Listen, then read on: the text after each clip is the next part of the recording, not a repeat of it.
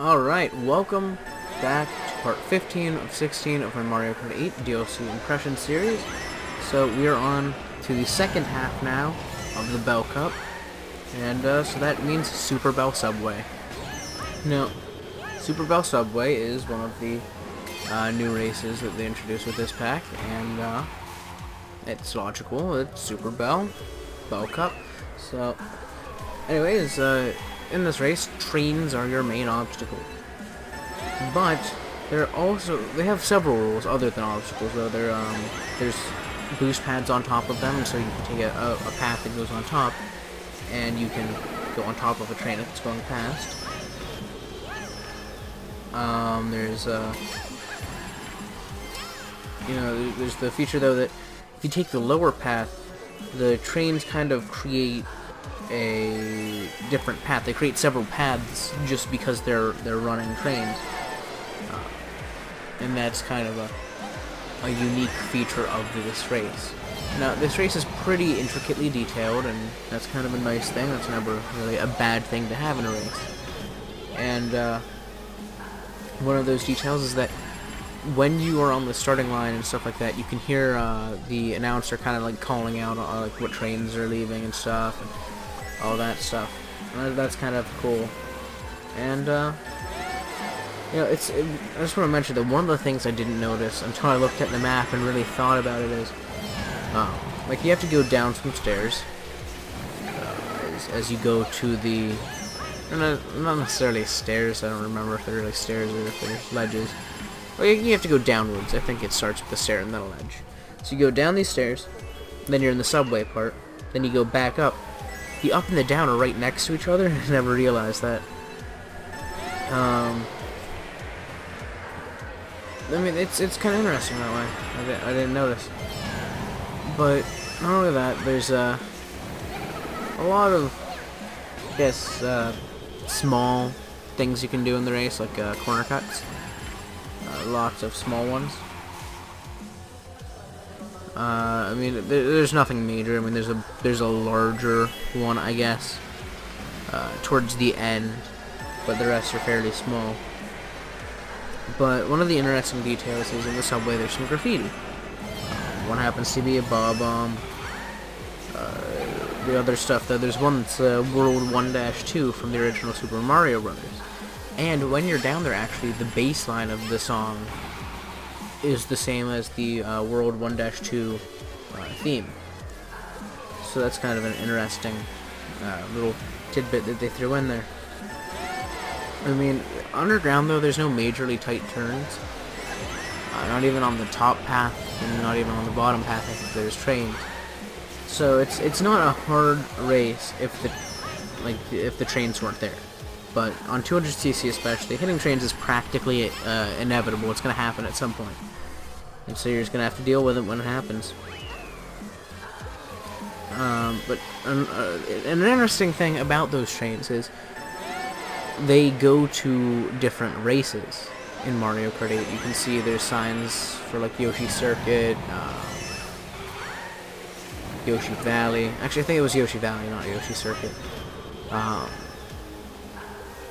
And several other stops that it has listed. Yeah, I thought that was kind of interesting.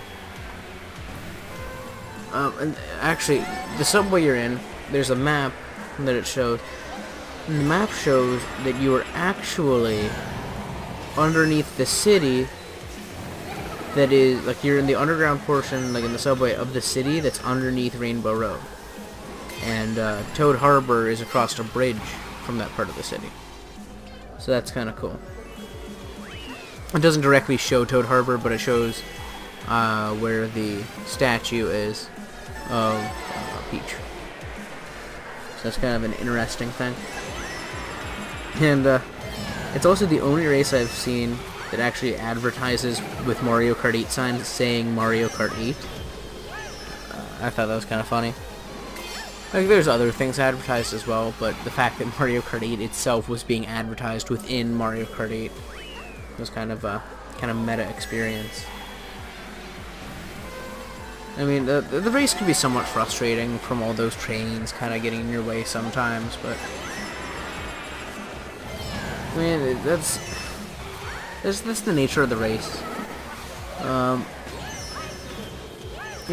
Sometimes it can be kind of fun, but you'll get frustrated from the trains very, very quickly if you end up hitting them.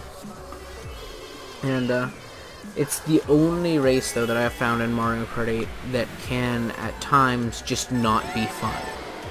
Like, it's the only race I've been in that I've spent so much time, like, crashing into things, and just not necessarily being bad at the race, but there was one time that a train came out when I was on the path. It was the last lap I was about to finish the race. And a train came out in front of me, and I had to wait for it to pass because I wasn't faster than it. And so I couldn't just go in reverse if I wanted to do that, because the train was faster than me when I was going in reverse. And I didn't have space to just turn around. And so I had to sit there and wait for a train to go past. And I had a bunch of people pass me up. It was not a fun experience.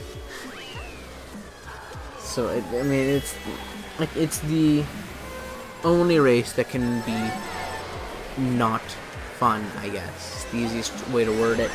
I mean, it's not a terrible race, but I would go as far to say that it is the worst race in Mario Kart 8. That does not make this the worst DLC pack. I think that the DLC packs are pretty even, while the first pack had less amazing races. Like, they were good races, but they weren't amazing races. Because of that, and they never had any terrible races either, or bad races in any respect. That balanced, and then with this set, there's really awesome races, and one that's just not that fun. So, I mean, it balances, and that's all you could ask for in a game. That it balances itself out like that. So there's no real difference. Both DLC packs are pretty much the same, but this is the worst race. And it's not a bad race. There have been worse races in other Mario Karts. So, I mean, this is still a good race. I'm not saying it's a terrible race. I'm not saying that it's a terrible game because of this race. I'm just saying this is not a great race compared to the other races in Mario Kart 8. But anyways, thanks for watching, and hope you loved it. If you liked this video and would like to see more, please subscribe to us on YouTube and follow us on Google+, where we post behind-the-scenes things, funny pictures, and more. We hope to see you there.